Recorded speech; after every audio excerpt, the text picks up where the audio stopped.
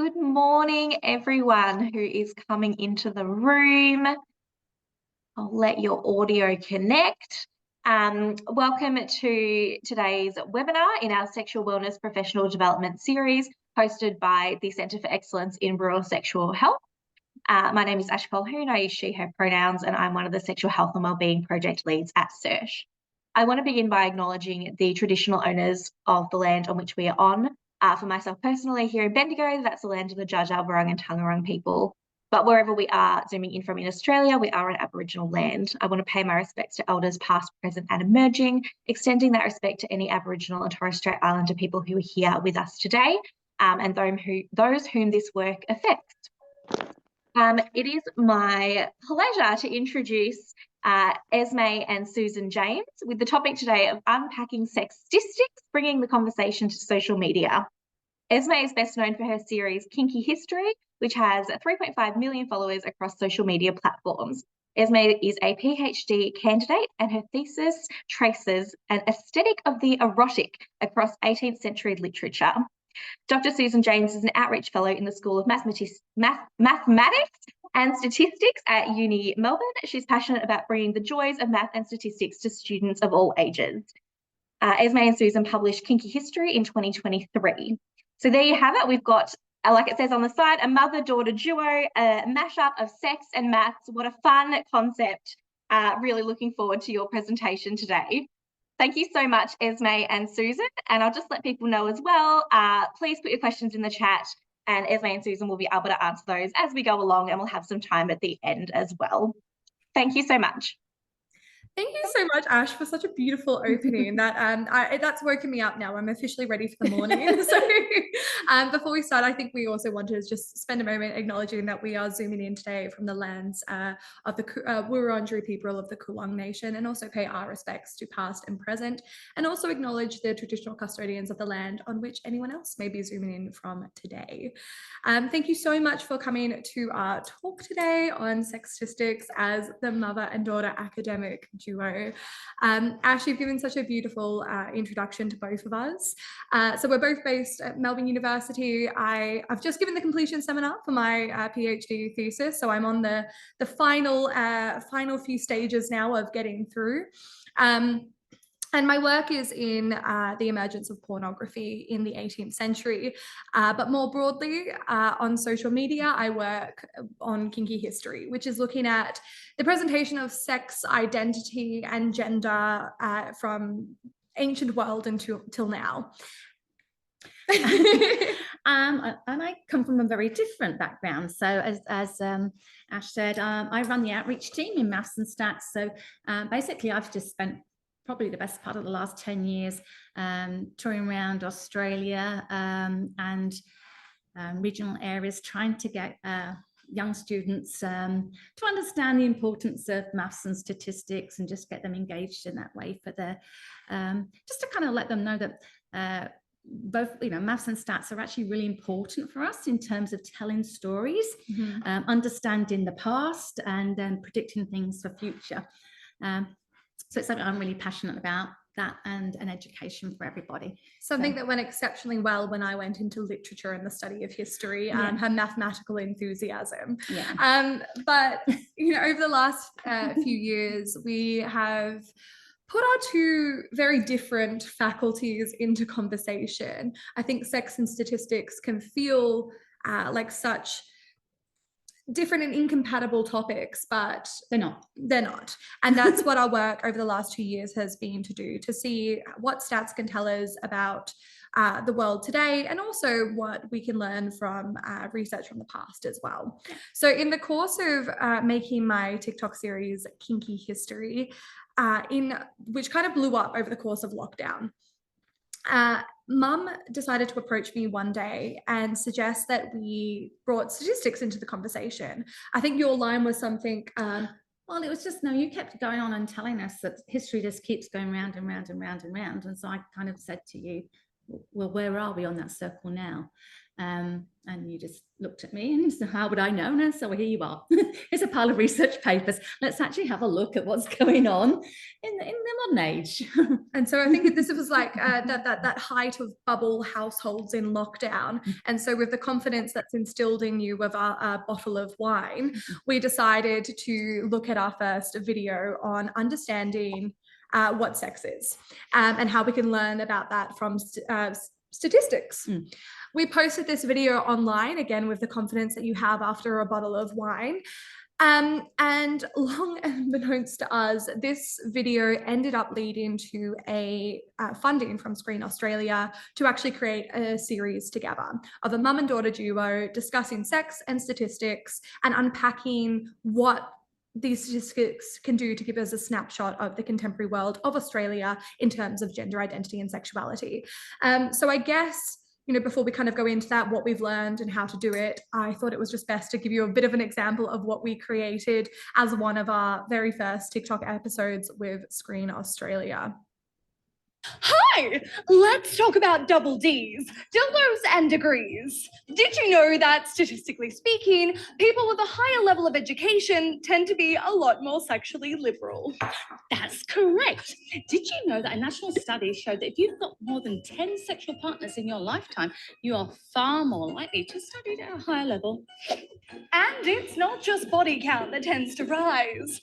Statistics show that a higher level of education is linked to increased acts of self-pleasure.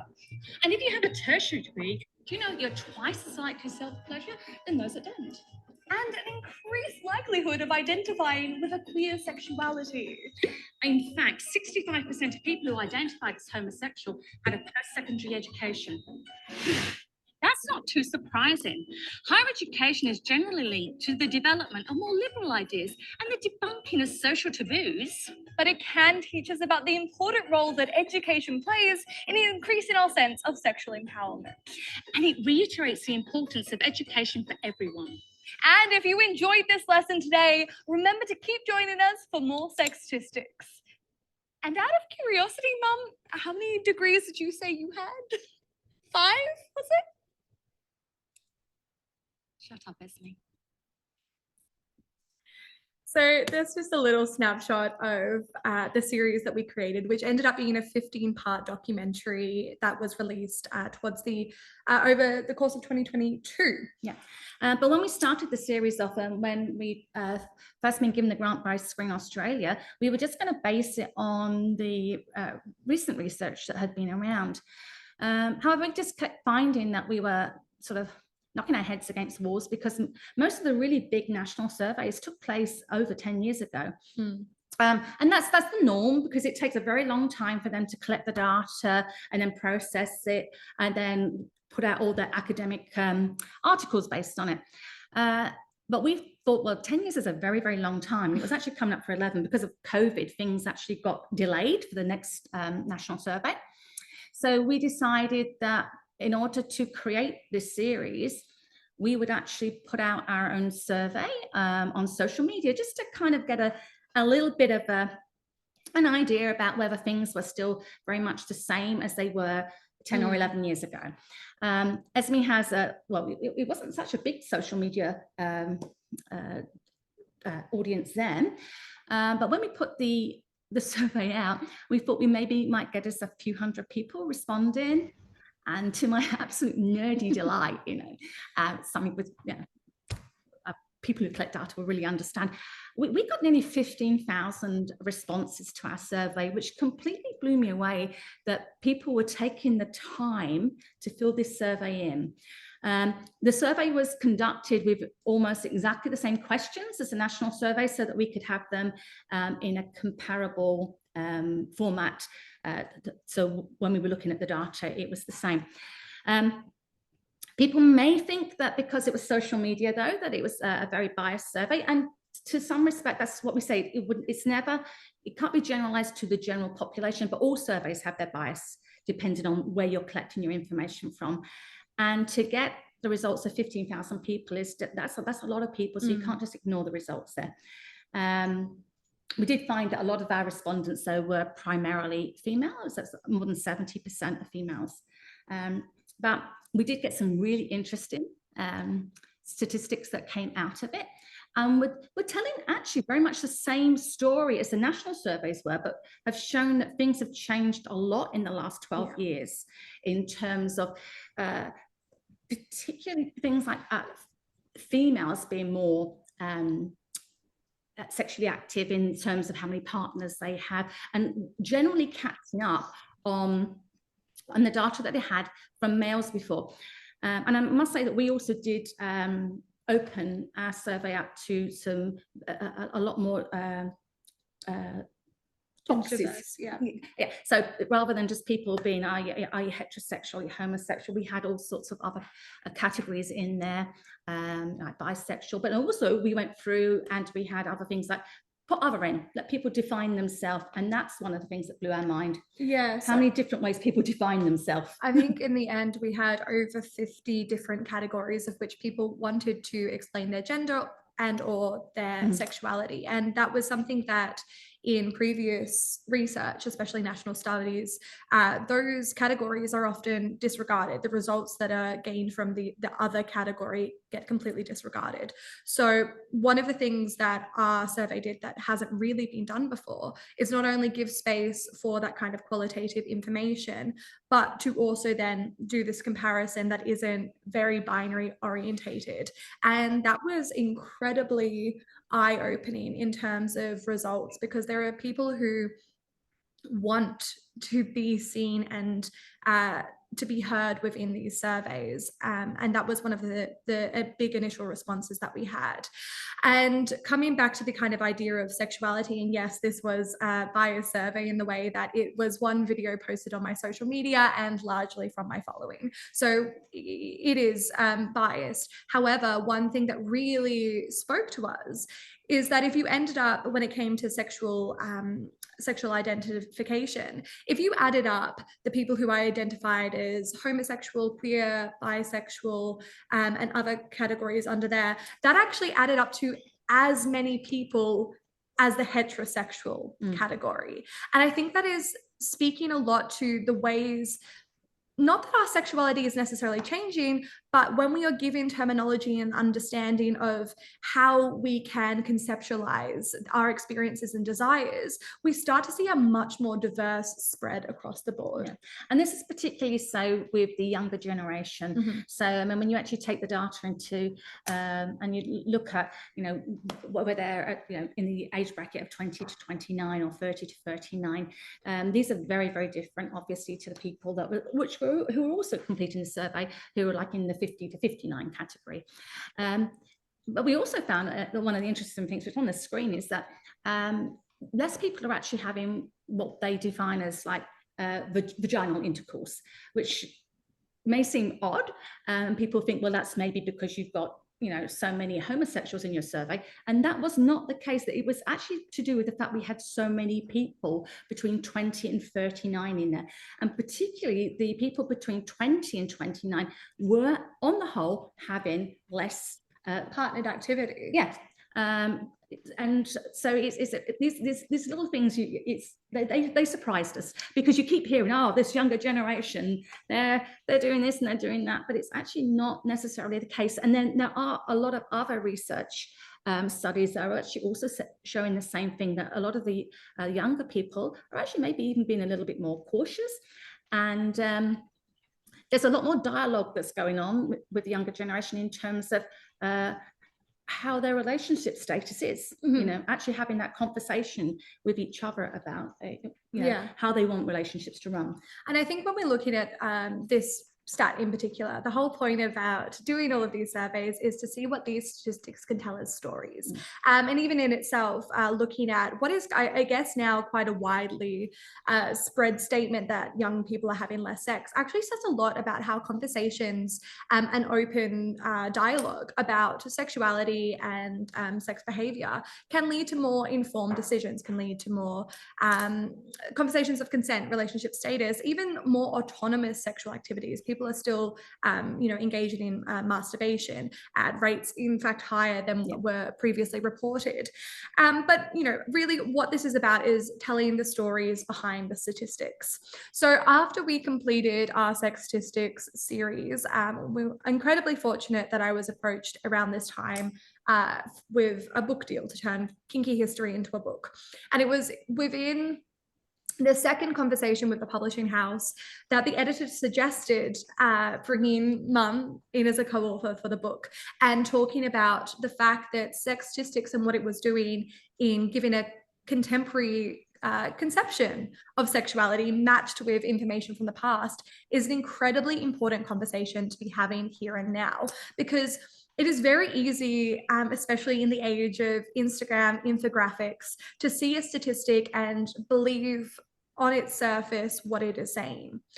So what we were really trying to do is get people to interrogate the stories behind that. And to kind of give an example of how we've done that, I've included a video from our book launch, which is us in conversation about one of the statistics. Is the volume okay on the last video, by the way? Yeah, okay, fantastic. That video was us sitting on the couch talking about a statistic that you were telling me about, and it had to do with like the cultural belief that men have twice as many partners as women. Yeah, but that's actually not just a myth or a belief. It's actually like in the last Australian National Survey, that was actually one of the statistics. They said that on average, most males had more than 14 partners in their lifetime, whereas women only claim to have 7. But then it's a little bit more complicated than that, which is what you taught me. Well, what I was trying to say to you is when you look at it mathematically, not just from other angles, it's actually not possible. Mm-hmm. You cannot, in a finite population, when you have roughly equal amounts of males and females, it's not possible for males to have twice as many partners as everyone, and the females only half. So can I do a little visual representation, because this fact goes over my head every time? She struggled with this concept really, really hard. I brought a marker. Yeah. So all I tried to say, when we're looking at the maths of it, okay, if we've got 2 teams, and we're going to take it really, really, really simple here. Okay. You're going to have 2 players on your team. This is Matt, and this is Smith. And I'm going to have 2 players on my team. This is Cindy, and this is Lorpa. So your 2 team members are going to have sex with 2 people, which means basically with both of my team. And put little arrows on the end. Yep, that is Matt, and this is Smith. Okay. Matt and Smith. Way to go, Ewan. I know. Unfortunately, my team Cindy and are only allowed to have sex with 1 person, but they've already been poked by 2 people. So how's that going to work? Poked. And that's maths. So all I was trying to explain to you then is actually you have to look beyond one raw statistic, and you have to look at surveys, and you have to look at lots of things underneath them. What are the stories underneath them? How was the data collected? Where did it come from? It's not just a simple case of an average. I love my ability to do maths. I'm genuinely astounded by myself. Very impressive. What ability? But I think, looking at everything that's made sex statistics successful in terms of conversations about sex, it's this ability to address sex in a way that is sometimes funny, is vulnerable, and it's also addressed by a place of empathy. And I think that's really important to bring into the conversation when we are having dialogue about topics that still sometimes make people uncomfortable. We're challenging that, we're making that inclusive space. So when it came to writing about sex for the book, creating the TikTok series, the public talks that we've done, it's very hard to distill academic information in a way that is understandable to the mainstream public. It is a skill that we've had to really develop over the last 3 years. Because it's kind of really upside down. When you put something together and you put it together for from an academic perspective, we start with a little abstract, and then we go through whatever study we're doing. We have a method, then we have the results, and then we go the whole way through, and then we have a conclusion at the end. When you're wanting to put something out for social media, you turn everything upside down. You just start with a conclusion, because when you're looking at social media, people nowadays want things in short, snappy way. So the conclusion is the important part. And as long as you can put the references there, if they want to go back and look at things in more detail, they can. And it's also really important to have conversation with words that are accessible for everybody. And that's not treating your audience as if they're dumb. It's not undermining anyone's intelligence. It's actually, what you mean is you've got intelligent people out there, but they may not necessarily have the same understanding of the statistics as you, so you have to explain it to them. So put things in short, snappy things. And it's really hard for people, I think, especially for me, because I come from a very purist academic background. And I mean, even in the School of Maths and Stats, some of the people come and say, oh, yes, we know that you do that thing, because they're uncomfortable, the fact that we're actually working in a field where we're actually just talking and researching about sex. And I find that very odd, because the whole point of doing this is to say sex is normal, sexual activities are normal. The more that we can talk about it, the more that people have got help and support, and everything's normalized, I think it's a fantastic exercise as a researcher. And in a sentence I never thought I would say, I think working on TikTok has made me a better academic, because you do learn to distill what is the most important information within 5 seconds. If you're putting together a minute video, what is then the 3 most convincing pieces of evidence that support that hypothesis, and how can you quickly articulate those? And finally, what is your conclusion? Why is it important to everyone? You have to be able to distill that very, very quickly. And I think that's an incredible skill to then have in terms of any kind of academic writing or outreach. Being able to communicate clearly and effectively all of those separate points. And I think also for this, entire project as well, one thing that's been very interesting is sex and sexual identity is a conversation and a dialogue that is happening more and more prevalently in the media and in private lives, which is absolutely wonderful. But it also means that any kind of research into these topics quickly becomes outdated. Even the research that we've done in 2022 for our initial season is now outdated. Yes. And we're very fortunate that in 2 weeks' time, shameless promo, but we have the international edition of our book launching across the world. And one of the instant feedback that we had from our editors when this was set for release in June 2024 is that all of our research about the pandemic now needs to be updated, which is the worst thing you ever want to hear after you spent a year working on a book, to be asked to do more research a year on.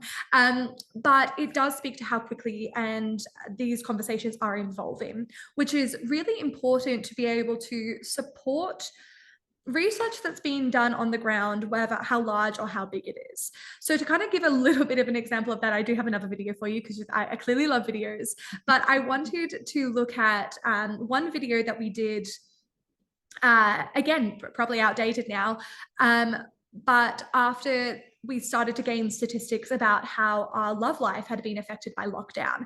Now, still to this day, there is a small amount of research that is not being done, but that has now been published about sexual behavior and the pandemic, because as we all know, academic research does take a very long time to happen.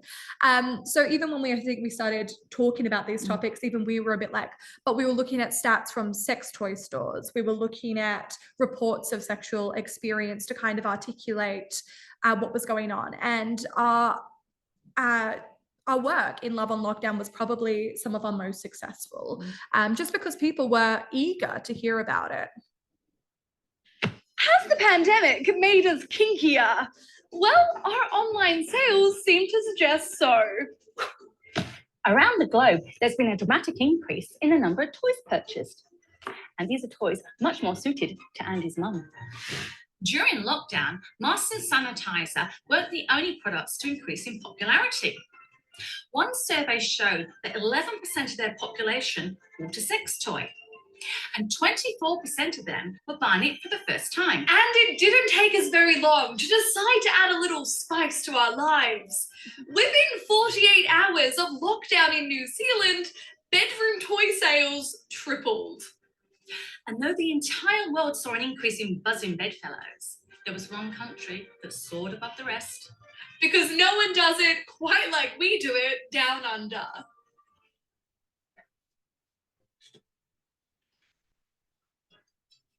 One online retailer reported a whopping 83% increase in adult products sold in Australia.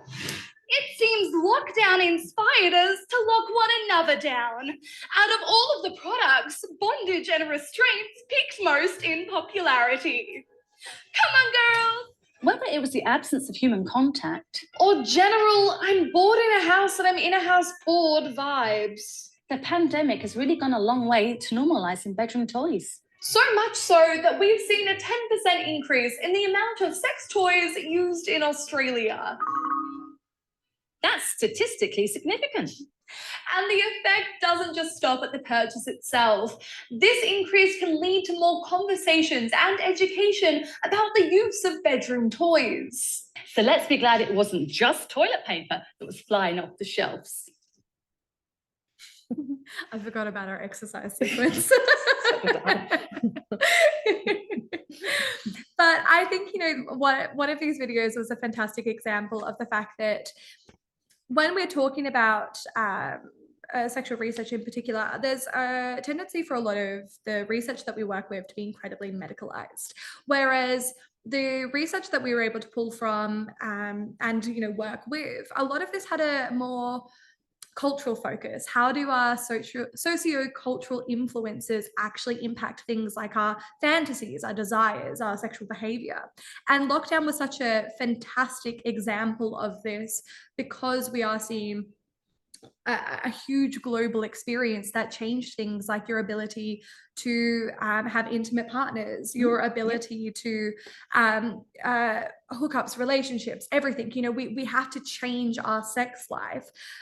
But it, in a lot of ways, that really threw out the window a lot of biases that we have about why we act in certain ways sexually. There was still a need and a desire for sexual behaviors. And so we see this increase in what we would kind of consider non-normative sexual practices, like bondage. We saw a lot of an increase in virtual participation in BDSM activities. People were zooming in with dominatrixes.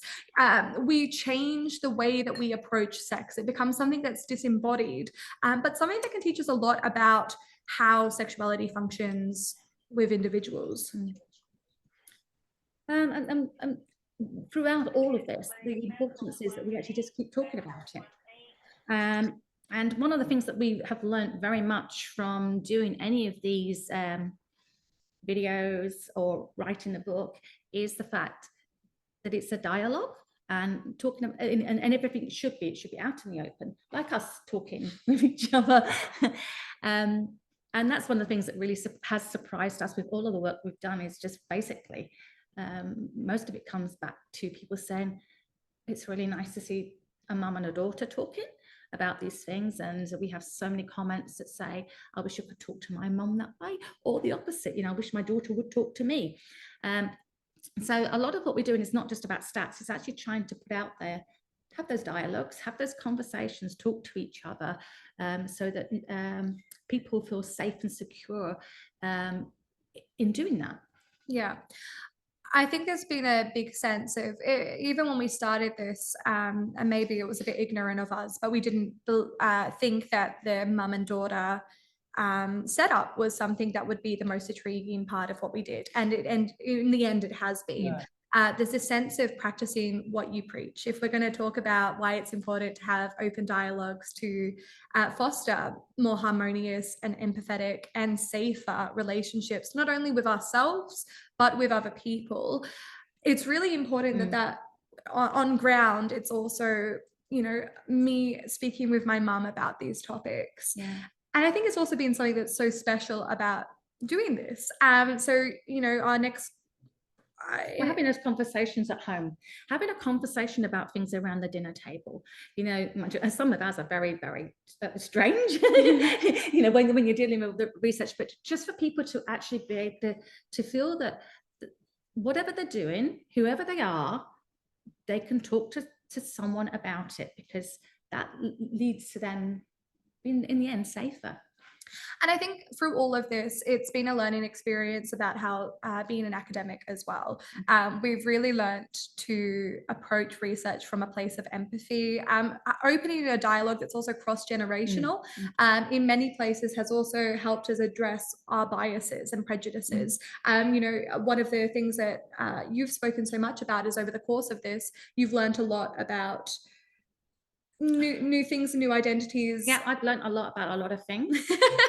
And Esme's learned a lot about maths. I have.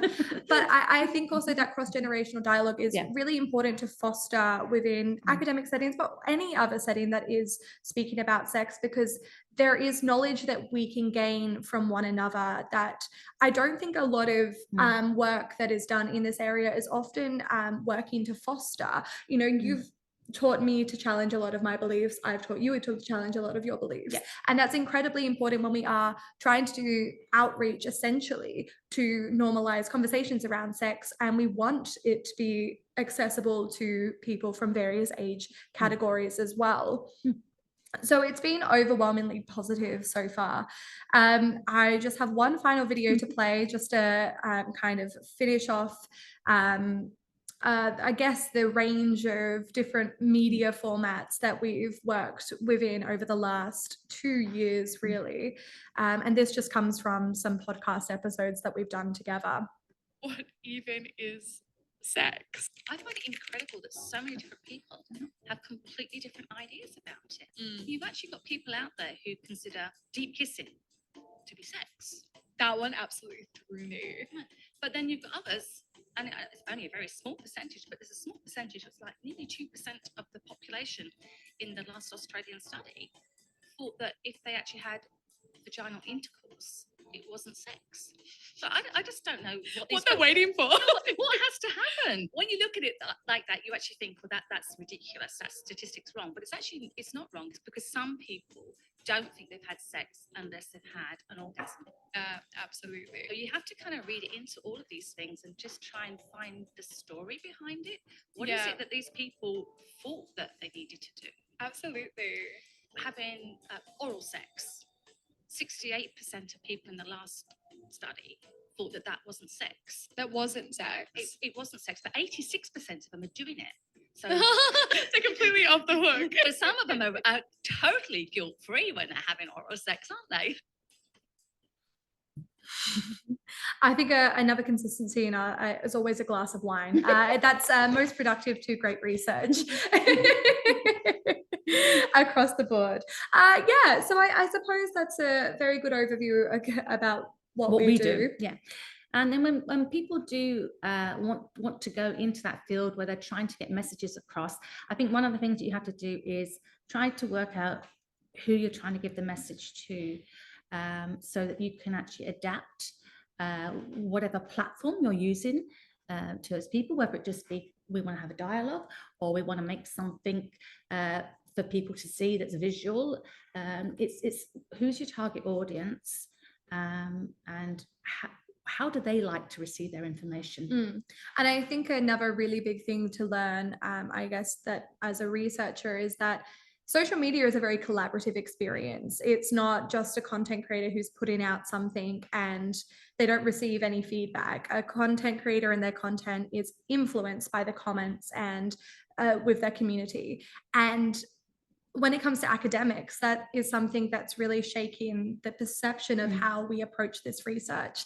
We've put out videos before and had comments being, I didn't feel represented in this. Have you considered doing it from this angle? Have you heard about this? Could you look into this? How would ABC affects your research if you're looking at these identities as well. And it has been a collaborative learning experience from us. We're not experts, and that's something that I think is a beautiful experience to be able to say. We're learning constantly from our community, and in turn, you know, we're hoping that we're able to produce educational experiences for them. So I think that's something from a social media perspective that's also influenced how to create better academic work. I mean, we did it like when we put our survey out, we did actually explain to people that some of the questions were going to seem a little generic to them, because we needed at that time to be able to compare the information that we got in back with the national surveys. What we intend doing now is we're going to be putting out a new survey this year. We'll have a lot of the same kinds of questions, but we're also going to give people the opportunity to tell us what kinds of questions and what kinds of information they want to know about. So we're going to be making an appeal out to social media to actually say, like, what is it that, one, you would like to tell us, or what is it that you would like to know? Now, obviously, we know that we're going to get, you know, some questions that we will not be putting in our survey. But it's actually very surprising when you do these things to actually see what comes back. What is it that people feel that they don't know about that they really like to know more about? And so we're going to be trying to do a survey which from a very, very fresh approach, with a lot of the questions actually coming from people that are out there now, you know, to try and give that back. So that's a way that we're going to be adjusting now, because we've done the comparison, but now we want to get out there and actually start looking at things from a very different perspective. Yeah. So I think all of this is not to say that everyone needs to jump on social media, No. but I do think it is to say that the way that we are gathering and disseminating information is constantly changing, just as our technological world is changing. And that can be very advantageous. It definitely has been for us and our careers, and being able to do this work now and launching our second survey with the second season of Sextistics at the end of this year. There is a hunger for education that comes from authoritative sources. In a world of disinformation and misinformation on social media, it's also really important to have voices that can give some kind of validity and authority to the conversation, and in any way, whether that's contributing research, trying to communicate yourself, communicating to your own group and colleagues and peers. There is a lot to be learned from this, I guess, form of accessible and in many ways entertaining communication. Yeah. That is us.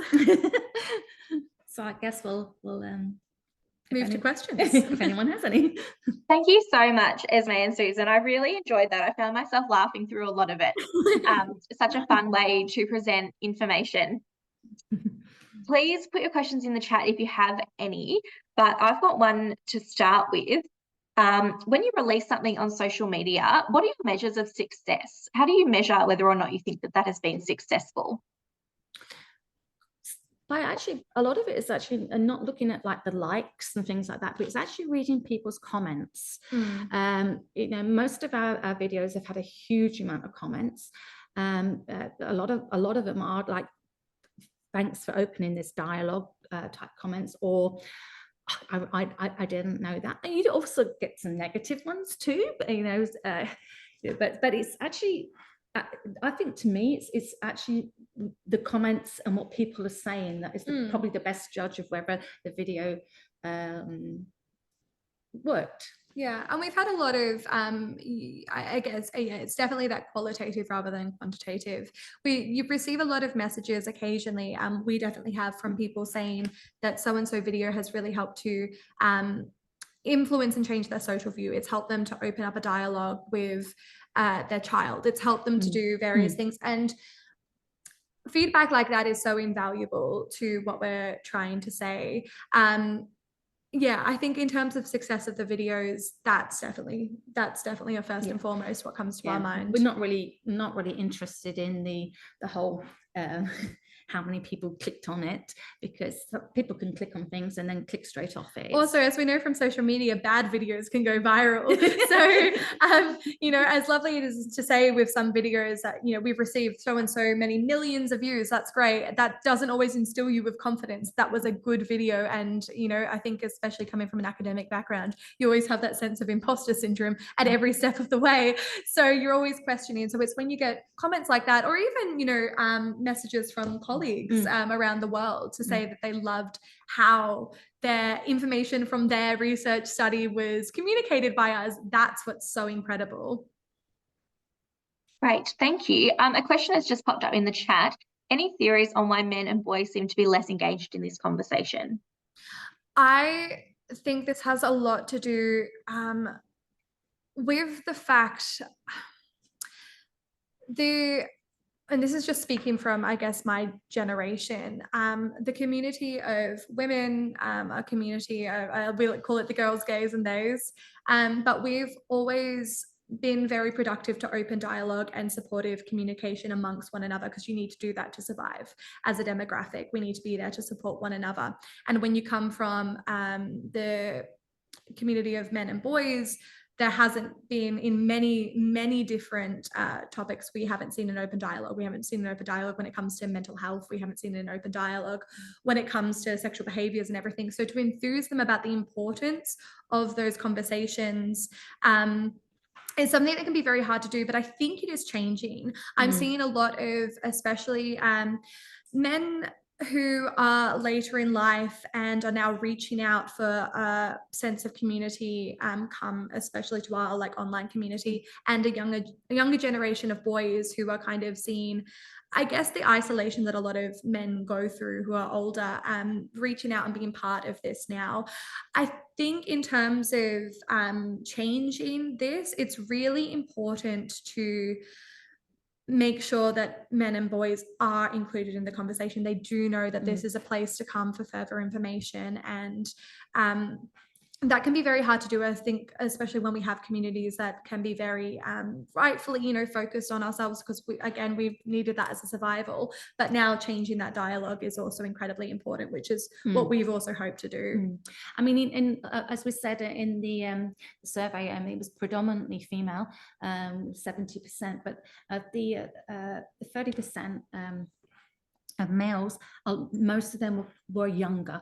So it's maybe changing with the different age demographic. Maybe younger people are beginning to begin to have those conversations a bit better. Yeah, I like this message. Thank you so much, Jack. I really like the message about emotional literacy, because I think that's so important, and also something that can be fostered. You know, obviously we have the idea of fostering in the home, fostering in the school, and fostering among even places like social media. That is where young people are spending the majority of their time. And I get very worried rather when I see conversations on social media with young boys in particular that are trying to kind of push back on this idea of the alpha male and everything. And I think including dialogue in everyday life that actually pushes back on this rhetoric is so important right now, so we can you know, continue making this conversation as inclusive for everyone, because it needs to be. Yeah, great question. And Jack, I know you've got like a lot of experience in this space and work in the man cave, so thank you for your comment in there too. I guess kind of leading on from this, I've got another question around if you had faced much backlash online, going back to the comments that you're trolling through, and how you manage that. Yeah. You have to be very thick-skinned. A very knowing laugh.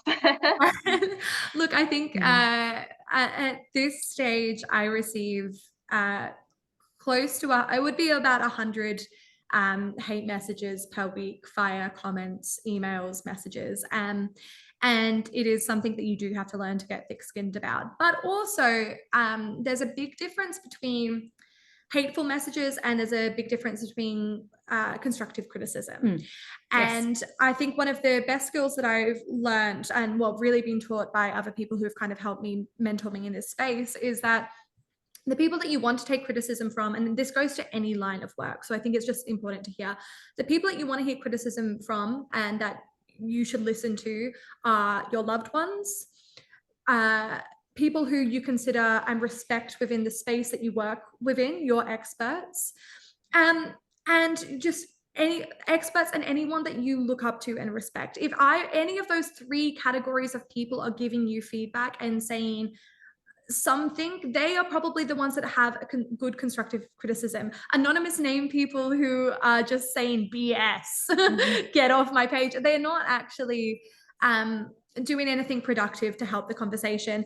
And I think in an academic sense, it's kind of like that your secondary editor on any peer-reviewed article is going to be the one who gives you the harshest feedback, but sometimes feedback that really helps develop who you are. So even when I receive quite harsh ones, it's also learning how to take this on in a way that, you know, it's not attacking you personally, but attacking your work, not attacking your work, but, you know, helping to improve your work. I say that, I'll cry a lot, but one of the other things that we found is that when we've had a comment that's been really right out there, that's and just not nice, we don't have to respond, because we find that other people respond for us. So other people who have actually also watched the videos have actually stepped in and said, hang on a minute, I think you maybe missed the point here, and things like that. So we really haven't had to do that much, because everybody else has done it for us.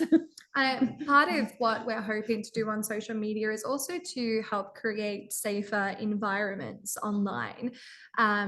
Environments that foster communication and openness and honesty. And you can't do that if you're getting reactive and angry towards comments, because I think social media literacy and the words kind of slip in my mind, but, you know, social propriety online is a conversation that was missed in the age of the internet being born. That's why we have anonymous trolling and all of these kind of things. People use the internet as an outlet for their anger, but when that is where the majority of social interactions are taking place nowadays, that can't happen. So we do need to find a way to make these environments safer. So often in our comment sections, if we do respond or we see people responding, part of our responsibility of where we step in, where we don't step in, is to also just say, hey, I'm really welcome to have a conversation with you, but it's got to be addressed in a way that acknowledges us as humans. Yeah. Great. Please, again, put your questions in the chat if you have any. I've written down lots of questions, so I'm happy to keep the ball rolling, and hopefully it might spark some other questions and comments from people who are attending. You referred to TikTok a lot, Esme. I know for people working in this space who often really want to engage young people online, TikTok's kind of a banned platform for a lot of workplaces. I wanted to know kind of your success on other platforms, and what you kind of recommend if you can't use TikTok. But also TikTok does have a few issues, which we found, because you can't use the actual medical words. So, you know, you can't talk about anal sex. You have to talk about backdoor penetration. I think the next series of sex statistics is going on like YouTube and Instagram. Yeah. I would say that I mean, don't let this go any further to TikTok Australia, but I do think the ball is changing in terms of social platforms. And I have found that Facebook and Instagram have actually kind of regained a bit of a social standing in terms of accessibility for research, like the educational content that we want to put out. These numbers are doing, I mean, Instagram at this stage is my main community. It's where I see the best engagement. It's where I see the most productive conversations, and one that also fosters a bit more of a sense of community, because you do have, you know, ability to message people privately. You have ability to have a group chats with followers who want to have more discussions with one another. YouTube is always going to be a staple for anyone who is looking at moving towards communicating on social media. I highly recommend places like Facebook and Instagram to start with. YouTube is far more difficult to organically build an audience. It's a lot you know, you have to be very, very lucky to go viral on YouTube nowadays, because they do have such high quality of content, such a high range of content, whereas Instagram is really trying to push new creators at the moment to have a space. So if that is something that anyone was interested in, I highly recommend Instagram. And you can use the real words on Instagram as well. Yes. And I think that's also where a lot of people are. You've got that lovely Venn diagram of people using Instagram, kind of like myself as a content creator, creating videos, but also showing up there as a person. If I show up on TikTok, people just see kinky history and they see sex statistics. Whereas on Instagram, there's also a mix of my personality as well, which I think is really important when you're having conversations about sex, that you have all aspects of your who you are as well. So this just said Instagram. Yeah. I think it's one of the most commonly used now, I would say, by a lot of people when you're wanting to have even, you know, conversations online. Well, there's got so many different formats on it. Yeah. Yeah, great. Thank you.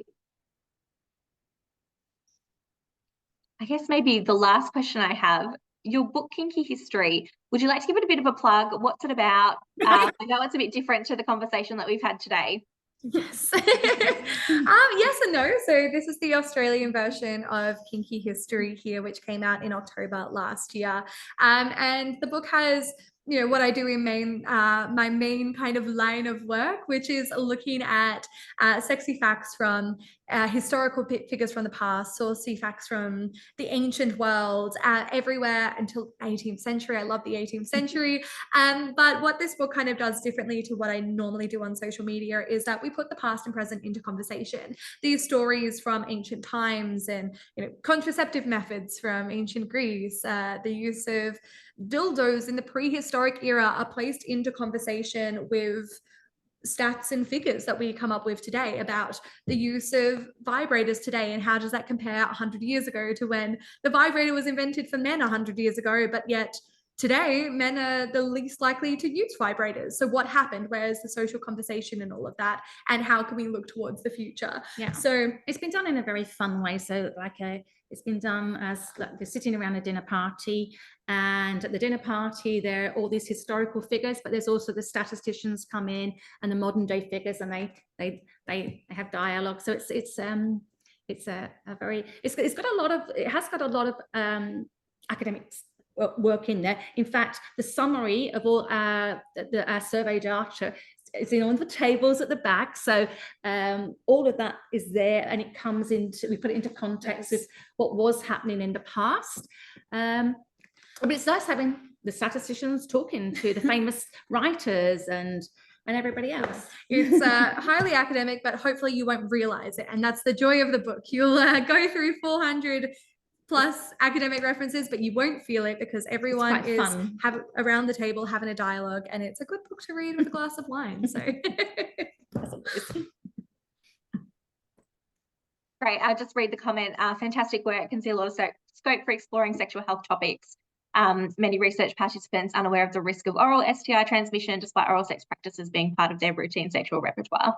Absolutely. And a lot of those kinds of things are actually brought up in there as well. The importance of actually getting this information across. You know, a lot of books can you know, publicize sex, but not the potential risks associated with a lot of activities. Wonderful. Well, thank you so much, Esme and Susan. Such a fun way of bringing these conversations to life and bringing data to life.